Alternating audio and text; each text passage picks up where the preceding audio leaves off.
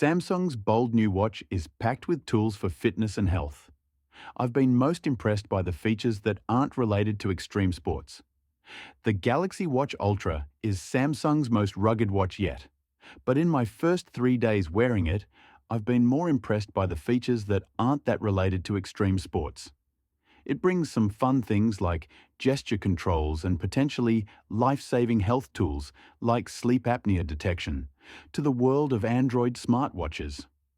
The Galaxy Watch Ultra and Galaxy Watch 7 are the first Samsung watches to get FDA-authorized sleep apnea detection. It tracks how many relative decreases in blood oxygen you have during sleep over a 2-night period. It then analyzes this data to see if it indicates moderate to severe obstructive sleep apnea.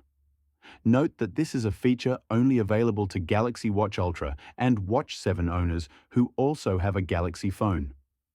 After wearing the watch to bed for 2 nights, I got an alert on my phone within a few hours of waking up on the second morning. The Galaxy Watch Ultra didn't detect signs of moderate to severe obstructive sleep apnea, which was a relief to see.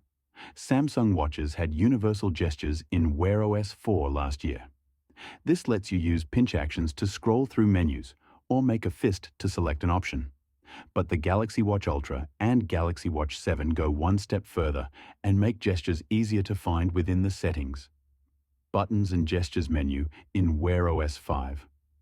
I'm loving the knock-knock gesture, which, as the name implies, lets you make a knocking motion with your fist to launch an app. Just like the double-tap gesture on the Apple Watch Series 9 and Ultra 2, the Galaxy Watch Ultra supports double pinch, where you tap your thumb and index finger together twice. You can take a photo from your phone, dismiss an alert, play or pause music, or answer and hang up a phone call. The quick button is also more helpful than I was expecting. By default, it's set to launch the workout menu, but you can go into the settings and change it to launch the stopwatch, flashlight, or activate the water lock instead. During a workout, it's been helpful to either quickly press it again to pause or long press to bring up the finish workout page. You can also customize the actions on the other buttons, like earlier Galaxy Watches.